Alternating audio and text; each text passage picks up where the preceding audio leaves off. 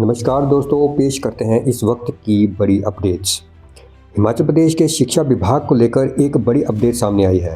राज्य में करीब 8,000 शिक्षकों के तबादलों की प्रक्रिया शुरू हो गई है और सीबीएसई संबद्ध स्कूलों में शिक्षकों और प्रिंसिपल्स की तैनाती के लिए काउंसलिंग प्रक्रिया भी स्टार्ट कर दी गई है। इस प्रक्रिया में प्रिंसिपल, प्रवक्ता, टीजीटी, सीएनबी, जेबीटी और डीपी जैसे विभिन्न वर्गों के शिक्षक शामिल होंगे।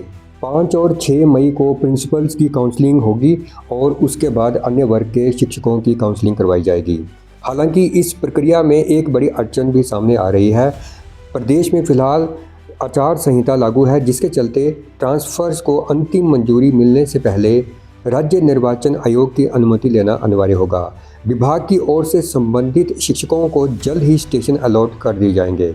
माना जा रहा है कि इतने बड़े स्तर पर होने वाले ये तबादले प्रदेश की शिक्षण व्यवस्था में एक नया बदलाव लेकर आ सकते हैं और शिक्षा प्रणाली को और अधिक मजबूत बना सकते हैं, लेकिन ये सब आने वाला वक्त बताएगा। इधर हिमाचल प्रदेश के मुख्यमंत्री सुखविंदर सिंह सुक्खू ने आज बड़ा फैसला लिया। उन्होंने स्वास्थ्य विभाग की महत्वपूर्ण बैठक के लिए उच्च अधिकारियों को बुलाया और उसमें कहा कि आईजीएमसी शिमला में किसी भी मरीज को एमआरआई, सीटी स्कैन तथा एक्सरे के लिए अब लंबी डेट नहीं दी जाएगी। उन्होंने कहा कि आईजीएमसी शिमला में एमआरआई, एक्सरे और CT scan, ultrasound on spot किए जाएंगे। उन्होंने कहा अगले 2 महीने के भीतर हेल्थ डिपार्टमेंट नए उपकरणों की खरीद करे, नई नियुक्ति को करे, चाहे वो आउटसोर्स एजेंसियों के माध्यम से एक्सपर्ट रखने पड़ते हैं। लेकिन जिस प्रकार से एमआरआई के लिए 6 महीने का टाइम दिया जाता है, अल्ट्रासाउंड के लिए 15 दिन का टाइम दिया जाता है, सीटी स्कैन के लिए 1 महीने का टाइम दिया जाता है, अब 0 वेटिंग होगी, ऑन स्पॉट तमाम टेस्ट करने होंगे। उन्होंने सेक्रेटरी हेल्थ, डायरेक्टर तमाम एमएस और उन्होंने पूरे के पूरे हेल्थ डिपार्टमेंट के अधिकारियों को बुलाया और कहा कि अगले 60 दिनों के भीतर इस व्यवस्था को कर लें ताकि राज्य के सबसे बड़े सरकारी अस्पताल में लोगों को वेटिंग ना करना पड़े। और उन्होंने कहा कि अगले 6 महीनों में राज्य के दूसरे मेडिकल कॉलेज में भी ये व्यवस्था लागू करनी होगी। हिमाचल प्रदेश हाईकोर्ट ने राज्य सरकार की उस अपील को आज खारिज कर दिया जिसमें तृतीय श्रेणी के कर्मचारी को पेंशन लाभ देने के एकल पीठ के आदेश को चुनौती दी गई थी। मुख्य न्यायाधीश गुरमीत सिंह संधवालिया और न्यायाधीश विपिन चंद्र नेगी की खंडपीठ ने स्पष्ट किया कि दैनिक वेतन भोगी सेवा की गणना का लाभ अब केवल चतुर्थ श्रेणी के कर्मचारी तक सीमित नहीं है। अदालत ने एकल पीठ के उस निर्देश को बरकरार रखा जिसमें सक्षम प्राधिकारी को याचिकाकर्ता के पेंशन लाभों पर विचार करने के आदेश पारित किए थे। राज्य हाईकोर्ट ने कहा कि हिमाचल प्रदेश सरकार स्थापित कानूनी सिद्धांतों से बंधी है और ये अपील तथ्य और कानून के आधार पर पूरी तरह से निराधार है।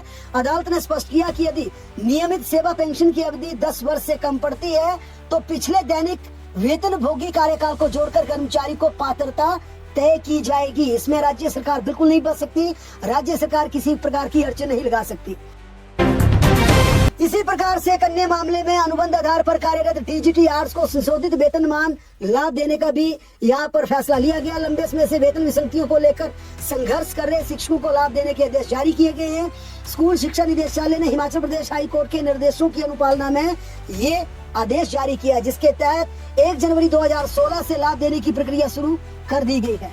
प्रदेश उच्च न्यायालय ने शिक्षा निदेशालय को याचिकाकर्ताओं के प्रतिनिधित्व पर विचार करने के निर्णय के आदेश पारित किए थे। इसके बाद स्कूल शिक्षा निदेशालय ने कार्यालय आदेश जारी करते हुए वेतन संशोधन लागू करने की प्रक्रिया को गति प्रदान कर दी है।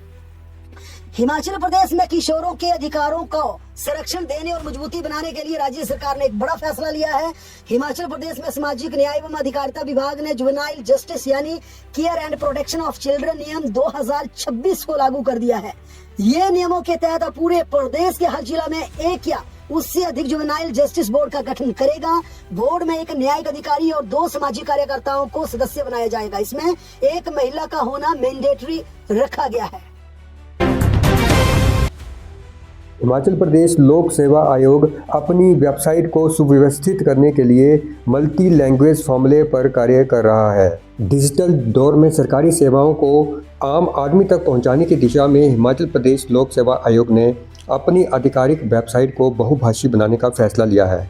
इसके लिए भाषणी टूल्स का एकीकरण शुरू कर दिया है। इस पहल से अब वेबसाइट पर उपलब्ध हर महत्वपूर्ण जानकारी विभिन्न भारतीय भाषाओं में पढ़ी और समझी जा सकेगी। इस नई व्यवस्था के लागू होने के बाद अभ्यर्थी अपनी पसंद की भाषा में भर्ती से जुड़ी सूचनाएं, आवेदन प्रक्रिया और दिशा निर्देश आसानी से देख सकेंगे।